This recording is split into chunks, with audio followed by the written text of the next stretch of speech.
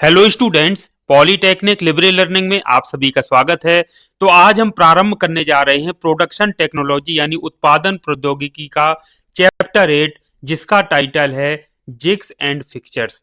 तो सिलेबस आपके सामने है, जैसा कि आप देख पा रहे हैं। जिग्स एंड फिक्सचर्स के बारे में हमको पढ़ना है, importance and use of jigs and fixtures के बारे में पढ़ना है, principle of location, locating devices, clamping devices, types of jigs, इसी तरह fixtures for milling, turning, welding, grinding और advantages of jigs and fixtures. तो ये सिलेबस है। आइए शुरुआत करते हैं। सबसे पहले आगे बढ़ने से पहले जिग एंड फिक्सचर्स के बारे में जानने से पहले ये देखिए, ये मिलिंग मशीन का भी आप चित्र देख पा रहे हैं सामने। तो कोई भी जब मशीनिंग ऑपरेशन होता है तो आप जानते हैं कारखंड यानी कि वर्क पीस को, जैसे ये वर्क पीस आप देख पा रहे हैं, तो मशीनिंग के दौरान उसको मजबूती से एक सही स्थिति में पकड़ करके रखना बहुत जरूरी है।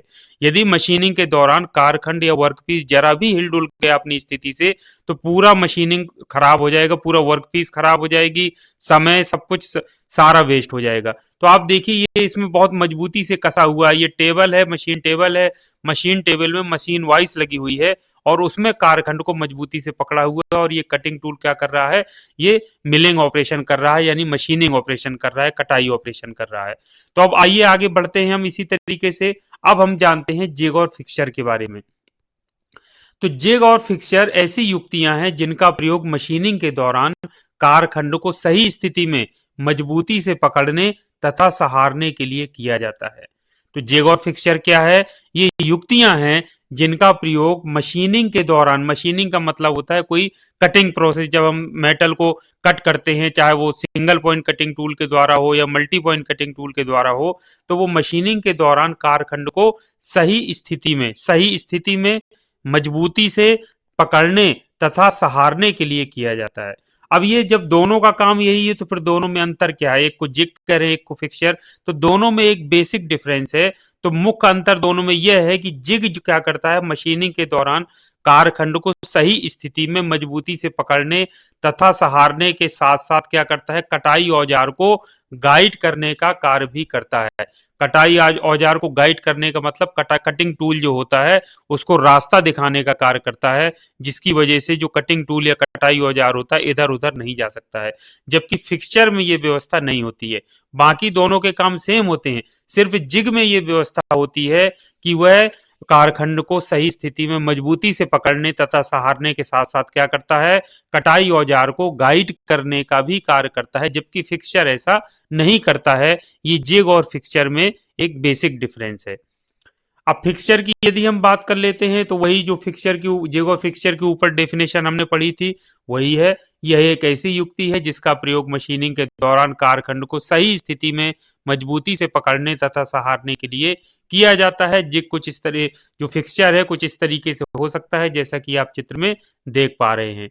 अब जिग की बात कर लेते हैं, तो जिग भी वही परिभाषा आ जाएगी। यह एक ऐसी युक्ति है जो मशीनिंग के दौरान कारखंड को सही स्थिति में मजबूती से पकड़ने तथा सहारने के साथ साथ कटाई औजार को गाइड करने का कार्य करता है। ये एक नई चीज बस जिग में जुड़ जाती है कि कारखंड को मजबूती से पकड़ने तथा सहारने के साथ साथ क्या करता है, कटाई औजार को गाइड करने का कार्य भी करता है। अब कटाई औजार को कैसे गाइड करता है, ये आप जरा इसमें देखिए।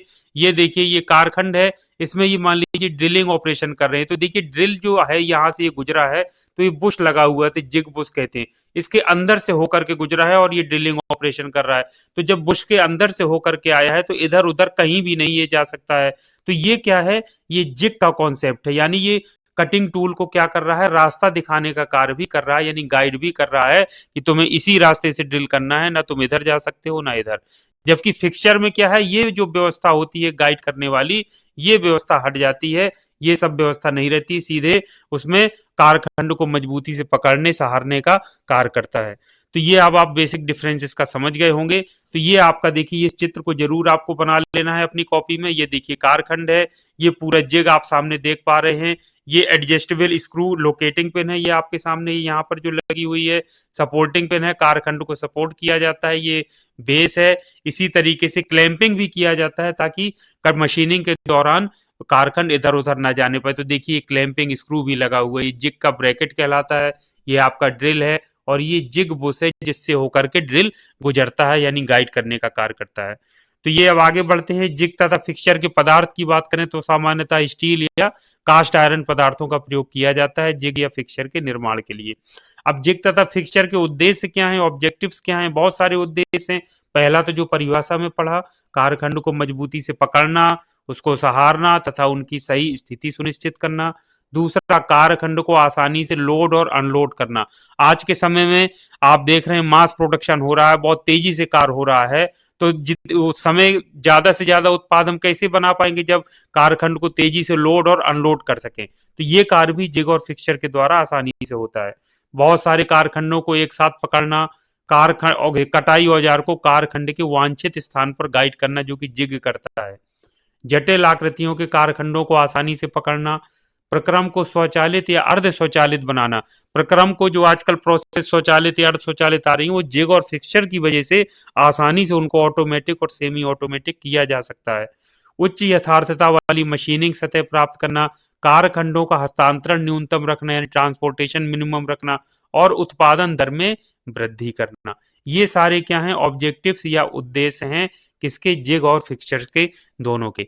तो जिग और फिक्सचर के उद्देश्य आपने क्या पढ़े? कारखंड को मजबूती से पकड़ना, सहारना तथा उनकी सही स्थिति सुनिश्चित करना, कारखंड को आसानी से लोड एवं अनलोड करना, बहुत सारे कारखंडों को एक साथ पकड़ना, कटाई औजार को कारखंड के वांछित स्थान पर गाइड करना, जटिल आकृतियों के कारखंडों को आसानी से पकड़ना, प्रक्रम को स्वचालित या अर्ध स्वचालित बनाना, उच्च यथार्थता वाली मशीनिंग सतह प्राप्त करना, कारखंडों का हस्तांतरण न्यूनतम रखना और उत्पादन दर में वृद्धि करना। अब जिग तथा फिक्सचर में अंतर की बात करें तो बेसिक अंतर तो मैंने आपसे बता दिया कि जिग क्या करता है, बाकी वही कारखंड को मजबूती से पकड़ने, सही स्थिति में और सहारने के साथ साथ उसको गाइड करने का कार्य करता है कटिंग टूल को या कटाई औजार को। इसके अलावा कुछ छोटे छोटे डिफरेंस और होते हैं, तो 5 हेडिंग में हम वो डिफरेंस देखेंगे। तो पहला जो हेडिंग है वो है टूल गाइडेंस। टूल गाइडेंस, तो जिग क्या करता है? कारखंड को सही स्थिति में मजबूती से पकड़ने तथा सहारने के साथ साथ कटाई औजार को गाइड करने का कार्य भी करता है, जबकि फिक्सचर गाइड करने का कार्य नहीं करता है। दूसरी हम बात करते हैं भार के रूप में, देखते हैं भार जो होता है कौन हल्का होता है कौन भारी। तो जिग हल्के होते हैं जिससे उनका स्थानांतरण आसानी से किया जा सकता है, जबकि फिक्सचर भारी होते हैं और उनको मशीन टेबल पर दृढ़ता से या मजबूती से कस दिया जाता है। तो भार की बात हो गई। तीसरा, डिजाइन की यदि बात करें तो जिग की डिजाइन क्या होती है? जटिल होती है, क्योंकि उसमें गाइड करने का कार्य भी किया जाता है, तो उसके लिए अलग व्यवस्था करनी पड़ती है, इसलिए थोड़ी उसकी जो डिजाइन है जटिल हो जाती है, जबकि फिक्सचर की डिजाइन सरल होती है।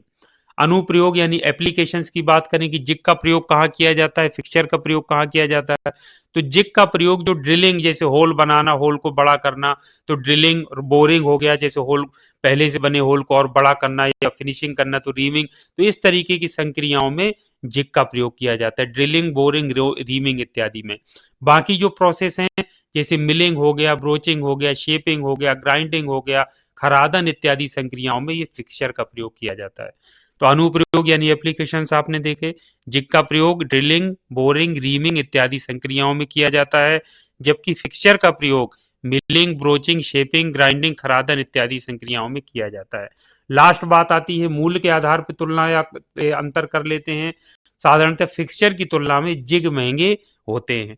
तो ये 5 आपने हेडिंग के आधार पर आपने दोनों का अंतर देखा और आसानी से आप अब इसको समझ भी गए होंगे। सॉरी। अब करते हैं जिग और फिक्सचर के जो अंग या घटक यानी कंपोनेंट्स ऑफ जिग और फिक्सचर कौन से होते हैं। तो ये जो चित्र मैंने अभी आपको दिखाया था ऊपर, फिर से मैं दिखा रहा हूं। एक तो ये जिग की या फिक्सचर की बॉडी होती है, तो बॉडी या फ्रेम हो गया। दूसरा क्लैंप हो गया, उसको क्लैंप करने के लिए कारखंड को लोकेट करने के लिए लोकेटिंग पिन होती हैं। और यदि जिग है तो बुश का प्रयोग किया जाता है, यदि फिक्सचर है तो बुश का प्रयोग नहीं होता है। बुश का प्रयोग किस लिए होता है? जैसे ड्रिल को गुजारने के लिए, ताकि उसको गाइड कर सके, सही रास्ता दिखा सके। तो ये इसके कंपोनेंट्स हैं जिग या फिक्सचर के। एक तो बॉडी या फ्रेम, क्लैंप क्लैंपिंग करने के लिए, लोकेटिंग पिन लोकेट करने के लिए, और बुश होता है, ये जिग में प्रयोग होता है, तो उसको रास्ता दिखाने के लिए, गाइड करने के लिए। तो इस चित्र को स्क्रीनशॉट करके जरूर बना लीजिए। ये देखिए कारखंड है, ये सपोर्टिंग पिंस यहाँ देखिए रखा हुआ है उस पर, ये आपका बेस है, ये मशीन टेबल में कस दिया जाता है। ये यहाँ पर एडजस्टेबल लोकेटिंग पिन है। ये जो जिग ब्रैकेट अलग से आर्म निकली हुई है, ये देखिए क्लैंपिंग स्क्रू यहाँ पे लगा के कारखंड को क्लैंप कर दिया गया, कस दिया गया है। और यहाँ पर देखिए ये जिग बुश लगा है जहां से होकर के ड्रिल गुजरता है और यहाँ पे ड्रिलिंग ऑपरेशन करता है। तो ये अब आप पूरा अच्छे से क्लियर आपको कॉन्सेप्ट हो गया होगा। अब बात आती है एक लोकेटिंग की कि लोकेटिंग है क्या। लोकेटिंग का मतलब होता है स्थिति निर्धारण, हिंदी में हम इसको कह सकते हैं। तो लोकेटिंग के अंतर्गत कारखंड को जिग या फिक्सचर में सही स्थिति में रखा जाता है। सही स्थिति का मतलब कितनी ऊंचाई में रखना है, किसी कोण पर हमको व्यवस्थित करना है। तो सही स्थिति का मतलब ये होता है। तो सही स्थिति से तात्पर्य क्या है, कारखंड को एक निश्चित ऊंचाई एवं कोण में रखना।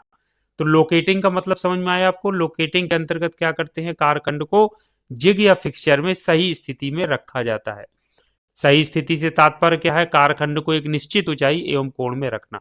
तो लोकेटिंग हेतु लोकेशन, ये लोकेटिंग पिंस आती हैं उनका प्रयोग किया जाता है, जैसा कि यहाँ पर आप देख पा रहे हैं। ये सपोर्टिंग पिंस या लोकेटिंग पिंस आती हैं, उनकी सहायता से क्या है, ये देखिए एडजस्टेबल जैसे ये लोकेटिंग पिन है, ये देखिए। तो इनकी सहायता से क्या है, लोकेट किया जाता है। अब बात आती है स्थिति निर्धारण के सिद्धांत की, यानी प्रिंसिपल्स ऑफ लोकेशन। तो जब भी हम लोकेट करते हैं या स्थिति निर्धारण करते हैं कारखंड की जिग या फिक्सचर में रखते समय, तो कुछ बुनियादी सिद्धांतों या नियमों का पालन करना पड़ता है। जैसे पहला जो नियम है, क्षैतिज सपाट सतह की लोकेटिंग हेतु कम से कम 3 पिनों का उपयोग अवश्य किया जाना चाहिए। जैसे क्षैतिज जो सपाट फ्लैट सतह है, तो कम से कम 3 पिन जरूर होना चाहिए, तभी वो वहां पर लोकेट हो पाएगा। जैसे अब आप देखिए सपोर्टिंग पिन, ये तो 1 2 3 पिनों का प्रयोग किया गया है इसको लोकेट करने के लिए। दूसरा है लोकेटिंग पिन यथासंभव दूर दूर होना चाहिए। आप कभी मान लीजिए रबर है, आप लीजिए उसमें 3 पिन लगा करके उसको रखने का, स्टेबल करने का प्रयास करेंगे, तो यदि बहुत पास पास तीनों पिन लगा देंगे तो वो स्टेबल ही नहीं होगा। तो दूर दूर पूरी सतह में आप दूर दूर लगाएंगे 3 पिनों को, तो उसकी सहायता से आप आसानी से उसको लोकेट कर सकते हैं। तो ये आप कॉन्सेप्ट सिंपल है, समझ सकते हैं। लोकेटिंग आसान होनी चाहिए, त्वरित होना चाहिए और सटीक होना चाहिए। चौथा है पिन द्वारा लोकेटिंग के मामले में पिन और उनके माउंटिंग तथा संपर्क बिंदु को बहुत मजबूत, दृढ़ और कठोर होना चाहिए। पता चले मशीनिंग के दौरान यदि मजबूत और दृढ़ और कठोर नहीं होंगे तो टूट जाएंगे, तो पूरा क्या है, मशीनिंग खराब हो जाएगी। और पांचवा है स्वयं लोकेट होने वाले ठोस एवं खोखले बेलनाकार कारखंड हेतु बी ब्लॉक एवं शंकु का प्रयोग चित्र अनुसार किया जाना चाहिए। जो स्वयं लोकेट होने वाले बेलनाकार कारखंड होते हैं ठोस या खोखले, तो जैसे ये है, तो ये कहलाता है वी ब्लॉक। ये आप देखिए ये बी शेप का ये कटा रहता है। तो इसमें जब आप कोई बेलनाकार चीज रखेंगे तो आसानी से तुरंत लोकेट हो जाएगी। इसी तरीके से यदि कोई खोखला पाइप है तो उसको शंकु, एक शंकु ये दूसरा शंकु, दोनों साइड से इसको लोकेट हम कर सकते हैं। तो इसको कहते हैं कि यदि सेल्फ लोकेटिंग इस तरीके के कोई ठोस या खोखले बेलनाकार कारखंड है, तो वी ब्लॉक या शंकु यानी कोन का प्रयोग करके हम उसको आसानी से लोकेट कर सकते हैं। अब ये लोकेटिंग के लिए कौन कौन से मेथड्स प्रयोग किए जाते हैं, तो इसको हम देख लेते हैं। तो लोकेटिंग की सामान्य विधियां यानी जनरल मेथड्स ऑफ लोकेटिंग। मान लीजिए हम लेथ मशीन का उदाहरण देख लेते हैं। लेथ में कारखंड को लोकेट करने की विधियां, तो लेथ यानी खराद में कारखंड या जॉब घूर्णन करता है, इसको जरूर माइंड में रखिए। तो इसमें लोकेट करने के लिए एक तो 3 जबड़े वाले चक का प्रयोग किया जाता है। ये आप देखते हैं, आपने ऊपर पढ़ा ही सेकंड चैप्टर में पूरा लेथ के बारे में। तो 3 इसको सेल्फ सेंट्रिक चक भी कहते हैं, क्योंकि ये प्रत्येक जबड़ा क्या होता है, उसको आप एक ही उससे की से करेंगे तो पूरे तीनों एक साथ मूव करेंगे और सेल्फ सेंटर हो जाएगा। जबकि 4 जो चक जो होता है उनको अलग अलग जबड़ों को एडजस्ट करना पड़ता है। तो ये आपका ये वाला चित्र आप बना सकते हैं। तो ये 3 जो चक में हम से उसका वो कर सकते हैं लोकेट। 4 जबड़े वाला चक होता है, 1 2 3 4 4 जबड़े होते हैं, तो इसमें कर सकते हैं। ये सब इंडिपेंडेंट होते हैं, इसलिए इसकी सेल्फ सेंटरिंग इसको नहीं कहते, क्योंकि ये जो जॉ होते हैं, जबड़े होते हैं, वो इंडिपेंडेंट होते हैं एक दूसरे से। इसी तरह से कोलेट में हम कर सकते हैं, लाइव और डेड सेंटर के बीच में कर सकते हैं, और मैंडल का प्रयोग करके भी हम लोकेशन कर सकते हैं। इसी तरीके से अलग से फिक्सचर का प्रयोग करके उसमें हम फिट कर सकते हैं। ये सब हम करते हैं लोकेटिंग के लिए। अगला है जिग तथा फिक्सचर में कारखंड को क्लैंप करना, क्लैंप लगा करके कसना। तो कारखंड को मशीनिंग के दौरान क्लैंप के द्वारा मजबूती और दृढ़ता से पकड़ कर रखा जाता है। क्या करते हैं, क्लैंप जरूर लगाया जाए। तो ऊपर चित्र मैंने बताया था, उसमें देखा था आपने, क्लैंप लगा हुआ था, उससे कस दिया जाता है। तो क्लैंप के द्वारा मजबूती और दृढ़ता से पकड़ कर रखा जाता है, ताकि कटाई बलों के प्रभाव में कारखंड बिल्कुल भी विस्थापित ना होने पाए, जरा भी हिलना डुलना नहीं चाहिए। यदि जरा भी हिल डुल गया तो समझ लीजिए कि पूरी मशीनिंग खराब हो जाएगी। तो कटाई बलों के प्रभाव में कारखंड बिल्कुल भी विस्थापित ना होने पाए, इसलिए उसको क्या करते हैं, क्लैंप द्वारा उसको क्या करते हैं, कस देते हैं। अब क्लैंपिंग की विभिन्न विधियां क्या है, इसको हम देख लेते हैं। क्लैंपिंग की वेरियस मेथड्स ऑफ क्लैंपिंग। तो ये क्लैंपिंग की जो विभिन्न विधियां हैं वो दो तरीके की विधियां होती हैं। एक तो सामान्य क्लैंपिंग, उसमें टाइम से मतलब नहीं होता है, थोड़ा समय ज्यादा लगता है। और एक होती है त्वरित कार क्लैंपिंग, यानी क्विक एक्टिंग क्लैंपिंग। तो एक जनरल क्लैंपिंग हो गई, इसमें संचालन की गति पर अधिक विचार नहीं किया जाता। और त्वरित कार क्लैंपिंग यानी क्विक एक्टिंग क्लैंपिंग, इसमें गति त्वरित होती है, तुरंत क्लैंपिंग हो जाती है आसानी से। तो इसको देख लेते हैं। सामान्य क्लैंपिंग की विधियां, इसमें संचालन की गति पर अधिक विचार नहीं किया जाता। इसमें जैसे पहला है स्क्रू चालित स्ट्रैप क्लैंप, इस तरीके से होता है। देखो ये स्प्रिंग लगी होती है, ये स्प्रिंग के सहारे ये जो क्लैंपिंग नॉब है इसको क्या करते हैं, ये कारखंड है देखिए, इसको यहाँ पर क्लैंप किया जाता है। तो इसको कहते हैं स्क्रू चालित स्ट्रैप क्लैंप। दूसरा होता है साइड क्लैंप, जैसे ऊपरी सतह की मशीनिंग जैसे मिलिंग, प्लेनिंग, ब्रोचिंग में बिना किसी बाधा के साइड से क्लैंपिंग की जाती है, तो उसको साइड क्लैंप कहते हैं। साइड क्लैंप देखिए अब ये जैसे ये वर्क पीस है, तो ऊपर मान लीजिए ऑपरेशन करना है तो हम इसको ऊपर क्लैंप नहीं कर सकते हैं, तो साइड से क्लैंप देखिए किया गया, इसको इस साइड से किया गया, इसको इस साइड से, इसको इस साइड से, तो ये साइड क्लैंप कहलाते हैं। ये अब आप देखिए, तो साइड से इसमें कारखंड को हम क्लैंप कर सकते हैं। इसी तरह स्विंग प्लेट के द्वारा क्लैंपिंग, तो ये चित्र में देखिए स्विंग प्लेट दिखाई गई है आपको, आप देख सकते हैं ये क्लैंपिंग फोर्स, ये देखिए क्लैंप लगा हुआ है।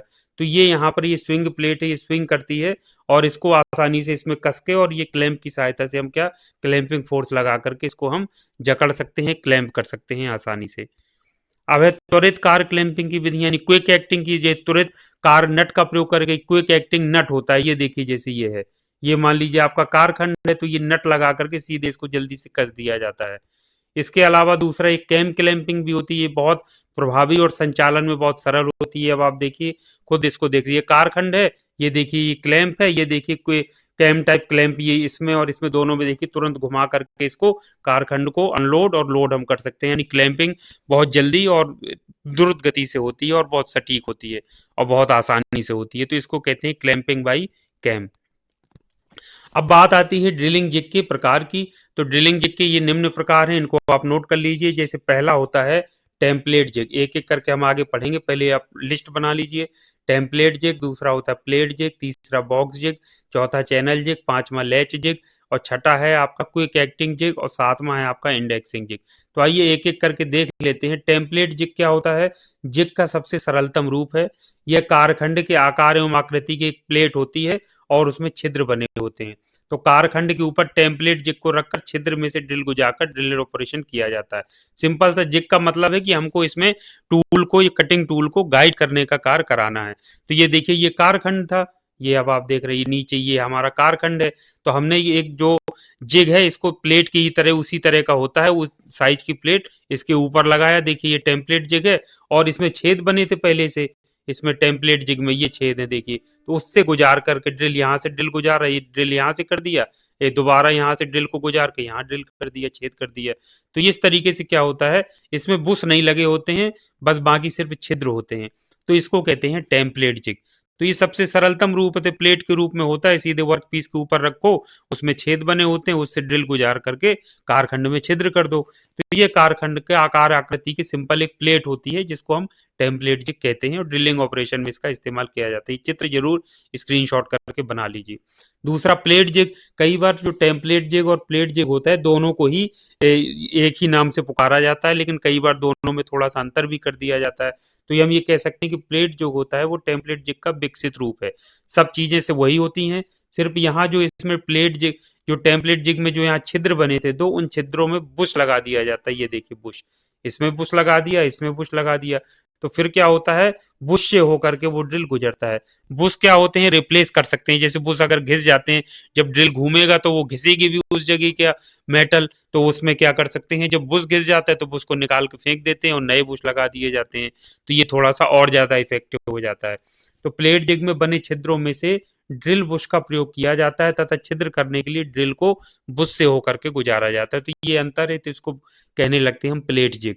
तो ये आपका हो गया कारखंड, ये आपका बुश हो गया, इससे होकर के ड्रिल गुजरेगा, और ये आपका प्लेट जिग है इसका नाम। वही टेम्पलेट जिग को प्लेट जिग कहने लगे जब छिद्र में जो जिग में ये छिद्र बने थे, इनमें जब हमने बुश लगा दिया।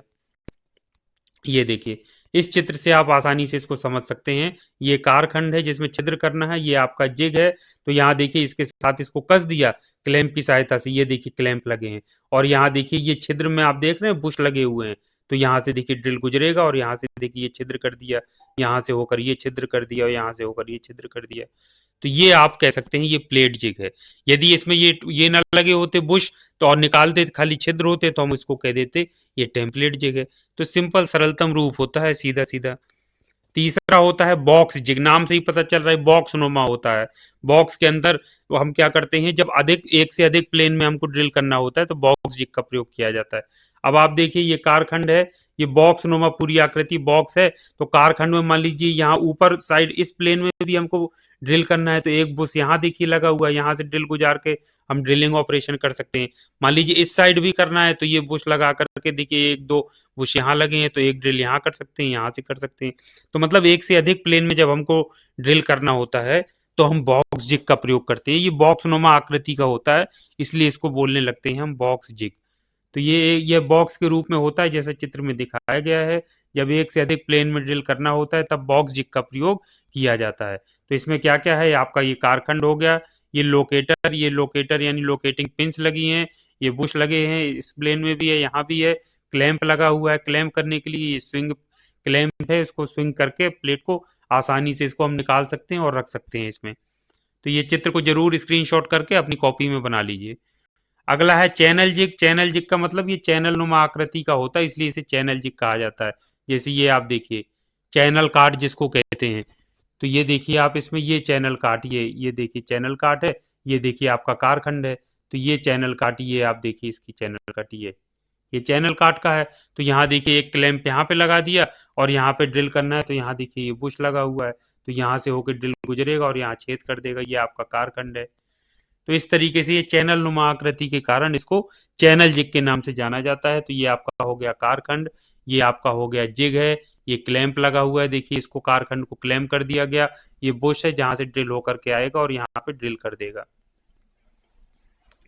अगला है लैच जिग। लैच का मतलब होता है कुंडी जैसा, तो लैच का प्रयोग किया जाता है, इसलिए इसको लैच जिग बोलने लगते हैं। तो लैच अर्थात कुंडी की सहायता से कारखंड को लोड एवं अनलोड किया जाता है, तो उसको लैच जिग कहते हैं। तो जिग बॉडी है, ये कारखंड है, ये लैच लगा हुआ है, ये बुश है देखिए। तो यहाँ से होकर के ड्रिल आता है और ड्रिलिंग ऑपरेशन कर देता है। यहाँ क्लैंप लगा हुआ है, तो ये इसका लैच की वजह से इसको लैच जिग के नाम से जानने लगते हैं। तो इस चित्र को आप स्क्रीनशॉट करके अपनी कॉपी में बना लीजिए। अगला है क्विक एक्टिंग जिग। जैसा कि नाम से पता चल रहा है, ऐसा जिग जिसमें कारखंड की लोडिंग एवं अनलोडिंग शीघ्रता से की जा सकती है। इसमें कारखंड को शीघ्रता से लोड या अनलोड करने के लिए क्विक एक्टिंग मैकेनिज्म का प्रयोग किया जाता है। ये जैसे इस तरीके से अब आप देखिए, ये कारखंड है, ये बेस प्लेट है, ये क्लैंप है। तो इसमें ये कैम क्लैंपिंग जैसे किया जाता है, इसको आसानी से तुरंत खोल, आपको सारी देखिए स्प्रिंग ऑपरेटेड ये हैंडल लगा है, इसको घुमाएंगे और इसको स्प्रिंग से ओपन करेंगे, लोड अनलोड कर देंगे, और जब लोड करना चाहेंगे लोड कर देंगे। तो बहुत जल्दी क्विक तरीके से हम इसमें लोडिंग अनलोडिंग कर सकते हैं, इसलिए इसको कहते हैं क्विक एक्टिंग जिग। ये क्विक क्लैंपिंग भी इसमें दिखाई गई है आपको। इसी तरह से होता है इंडेक्सिंग जिग। इंडेक्सिंग क्या होती है, इसको आपने जरूर पढ़ा होगा, किसी वृत्ताकार प्लेट पर जब समान दूरी पर ड्रिल करने के लिए इंडेक्सिंग जिग का प्रयोग किया जाता है। इंडेक्सिंग का मतलब जैसे कोई वृत्ताकार प्लेट है, उसमें हमको छिद्र करने हैं, तो वो इक्वल डिस्टेंस पर करने हैं, तो वो इंडेक्सिंग का प्रयोग जरूर किया जाता है। तो वही इंडेक्सिंग जिग कहलाता है। उसमें ये व्यवस्था होती है, जैसे चित्र में एक वृत्ताकार प्लेट मान लीजिए, समान दूरी पर 6 छिद्र करने के लिए इंडेक्सिंग जिग का प्रयोग किया जाएगा। ये अब आप देखिए, जैसे यहाँ पर मान लीजिए ये हमारी वृत्ताकार प्लेट है, तो ये 1 2 3 4 5 6, तो ये इंडेक्सिंग सिस्टम इसमें लगा होता है। तो इक्वल डिस्टेंस पर क्या कर सकते हैं, हम आसानी से उसमें ड्रिलिंग ऑपरेशन कर सकते हैं। उसके बाद अब बात आती है फिक्सचर के प्रकारों की। तो एक तो सबसे पहले होता है सरल फिक्सचर। सिंपल फिक्सचर, ये फिक्सचर का सबसे सरलतम रूप होता है जिसका प्रयोग मशीनिंग के दौरान कारखंड को मजबूती से पकड़ने एवं सहारने के लिए किया है। जैसे आपने वो अपने ऊपर अभी देखा था वी ब्लॉक जो होता है, तो वी शेप का ये भारी कास्ट आयरन का बना होता है। तो कोई जैसे वृत्ताकार जो ठोस या खोखले जैसे पाइप हो गई, रॉड हो गई, तो उसको आसानी से इसमें प्लेस कर दिया जाता है। रखेंगे तो वो सेल्फ एडजस्ट हो जाता है, उसमें कटिंग टूल ला करके हम ऑपरेशन कर देंगे। तो ये सबसे सरलतम रूप होता है। तो वी ब्लॉक को हम क्या कह सकते हैं, एक सरल फिक्सचर कह सकते हैं। इसी तरीके से मिलिंग फिक्सचर होता है। मिलिंग के नाम से पता चल रहा है कि मिलिंग मशीन में कारखंड को मजबूती से पकड़ने और सहारने के लिए किया जाता है। तो मिलिंग फिक्सचर का प्रयोग मिलिंग ऑपरेशन के दौरान कारखंड को मजबूती से पकड़ने तथा सहारने के लिए किया जाता है। इसमें कारखंड को जकड़ने के लिए क्लैंप या जबड़े जौ का प्रयोग किया जाता है। तो ये आप जैसे देख पा रहे हैं, ये है। तो ये मिलिंग ऑपरेशन है। तो ये इस तरीके से, ये देखिए यहाँ पर ये सारी चीजों की व्यवस्था है। स्लॉट मिलिंग कटर है ये आपका, और ये जो है आपका वर्क पीस है, यहाँ देख पा रहे हैं ये स्लॉट है। तो यहाँ से ये पुशर है, स्प्रिंग की सहायता से इसको जकड़ने के लिए, अपनी स्थिति में बनाए रखने के लिए। ये लोकेटर कम इजेक्टर है, मतलब इसकी सहायता से लोकेट भी कर सकते हैं, इजेक्ट करने के भी काम में आता है। तो ये इस तरीके से मिलिंग में ये प्रयोग किया जाता है, इसलिए इसको कहते हैं मिलिंग फिक्सचर। तो कटाई औजार के सापेक्ष कारखंड को सही स्थिति में सेट करने के लिए, इसमें सही स्थिति में सेट करने के लिए जो फिक्सचर होता है उसमें सेटिंग ब्लॉक और जो फीलर गेज होता है उनका प्रयोग किया जाता है। क्योंकि इसमें जिग की तरह बुश का प्रयोग तो कर नहीं सकते हैं, तो इसमें सेटिंग ब्लॉक और फीलर गेज का प्रयोग करके उसको सही स्थिति में सेट किया जाता है। इसी तरह से वेल्डिंग फिक्सचर होता है। तो नाम से पता चल रहा है वेल्डिंग फिक्सचर का प्रयोग वेल्डिंग ऑपरेशन के दौरान कारखंड को मजबूती से पकड़ने तथा सहारने के लिए किया जाता है। इसमें कारखंड को जकड़ने के लिए क्लैंप इत्यादि का प्रयोग किया जाता है। अगला है टर्निंग फिक्सचर। टर्निंग ऑपरेशन जो होता है लेथ मशीन में, जैसे हम टर्निंग ऑपरेशन कहते हैं, तो टर्निंग फिक्सचर का प्रयोग लेथ मशीन में टर्निंग ऑपरेशन के दौरान कारखंड को मजबूती से पकड़ने तथा सहारने के लिए किया जाता है। इसमें कारखंड को जकड़ने के लिए क्लैंप या जबड़े का प्रयोग किया जाता है, जैसा कि आप चित्र में देख रहे हैं ये। तो ये टर्निंग फिक्सचर, ये देखिए लेथ स्पिंडल है, ये चक लगा हुआ है, ये इसमें इस तरीके से टर्निंग फिक्सचर, ये फिक्सचर और ये फेस प्लेट है, तो ये फिक्सचर बेस है। तो इस तरीके से इसका प्रयोग किया जाता है जब चक के साथ कोई चीज हमको अलग से लगानी हो, बहुत लंबाई ज्यादा हो, तो हम फिक्सचर की सहायता से इसको आसानी से सेट कर सकते हैं। तो ये केस में टर्निंग ऑपरेशन यानी लेथ मशीन में किया जाता है, इसलिए इसको टर्निंग फिक्सचर कहते हैं। अगला है assembly fixture. Assembly fixture, assembly मतलब होता है असेंबल करना, जैसे अलग अलग पार्ट्स को एक साथ मिलाना, उनको एक साथ संयोजन करना, जिसको हिंदी में हम कह सकते हैं। तो असेंबली फिक्सचर का प्रयोग असेंबली यानी संयोजन ऑपरेशन के दौरान कारखंडों को मजबूती से पकड़ने तथा सहारने के लिए किया जाता है। इसमें कारखंडों को सही स्थिति में जकड़ने के लिए क्लैंप इत्यादि का प्रयोग भी किया जाता है। जैसे ये चित्र आप देखिए, ये है जैसे, तो इसमें कंपोनेंट्स को सही स्थिति में रखना और उनको पकड़ के मजबूती सहारना रख करके फिर उनको क्या किया जाता है, असेंबल किया जाता है, यानी उनका संयोजन किया जाता है, इसलिए इसको कहते हैं असेंबली फिक्सचर। अगला है इंस्पेक्शन फिक्सचर। इंस्पेक्शन मतलब होता है निरीक्षण करना, निरीक्षण। तो इंस्पेक्शन फिक्सचर का प्रयोग गुणवत्ता नियंत्रण के अंतर्गत यानी क्वालिटी कंट्रोल के अंतर्गत निरीक्षण के दौरान कारखंड को मजबूती से पकड़ने तथा सहारने के लिए किया जाता है। इसमें विनिर्देश यानी स्पेसिफिकेशन चेक करने के लिए मापन यंत्र भी लगे होते हैं, क्योंकि नाम से पता चल भाई हमको इंस्पेक्शन करना है, तो मजबूती से पकड़े और सहारे तो है ही है, साथ में निरीक्षण करने के लिए कुछ मापन यंत्र भी तो लगे हों, ताकि उसमें हम चेक कर सकें कि हाँ इसकी लंबाई चौड़ाई सब ठीक है कि नहीं है। तो ये इंस्पेक्शन फिक्सचर। इसी तरीके से इंडेक्सिंग फिक्सचर होता है, जैसे इंडेक्सिंग जिग होता है। इंडेक्सिंग का मतलब आप समझ गए कि जब मशीनिंग हेतु कारखंड को किसी निश्चित कोण पर सेट करने के लिए किया जाता है या समान दूरी पर हमको छिद्र करना है, तो इसमें मिलिंग मशीन, ड्रिल मशीन इत्यादि में इसका प्रयोग ज्यादा किया जाता है। तो ये इंडेक्सिंग फिक्सचर का प्रयोग मशीनिंग हेतु कारखंड को किसी निश्चित कोण पर सेट करने के लिए किया जाता है। यह आमतौर पर एक मिलिंग मशीन या ड्रिल मशीन इत्यादि में प्रयोग करके किया जाता है। ये देखिए आप, वही जो चित्र मैंने आपको ऊपर दिखाया था कि जैसे बराबर डिस्टेंस पर हमको छिद्र करना है या किसी एंगल पर हमको छिद्र करना है, तो इसमें ये यूजफुल होता है।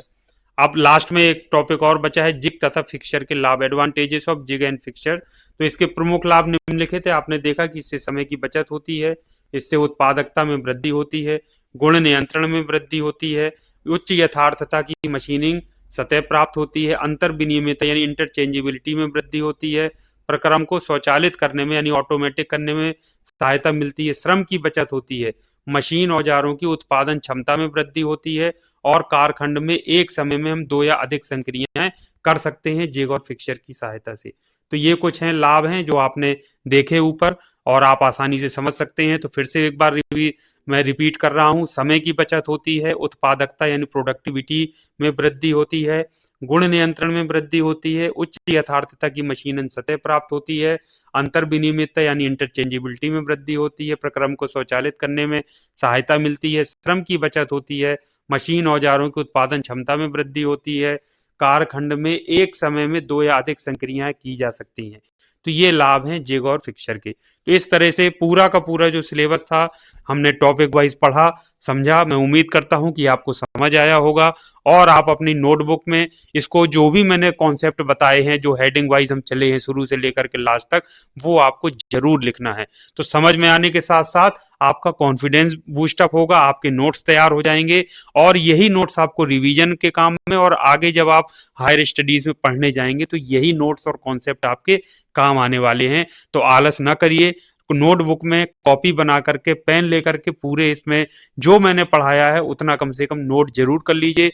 पूरा कोशिश किया है कि कम समय में शॉर्ट में बहुत कम लिख करके मैं पूरी बात अपनी समझा सकूं, ज्यादा से ज्यादा आपको बता सकूं, ये मेरा पूरा प्रयास रहा है। इसलिए आप इसको प्लीज जरूर लिखिएगा और अपने नोट्स जरूर तैयार कर लीजिएगा। इसी स्ट्रेटजी के साथ चैप्टर वाइज हम सारे चैप्टर्स को कंप्लीट करेंगे, यानी एक चैप्टर को हम एक वीडियो में कवर करेंगे और आपको भी उसी तरीके से अपना पूरा सिलेबस कवर करते हुए चलना है। तो आज के लिए इतना काफी है, नेक्स्ट वीडियो में फिर मिलेंगे। तब तक के लिए थैंक यू वेरी मच। आप सभी का दिन मंगलमय हो।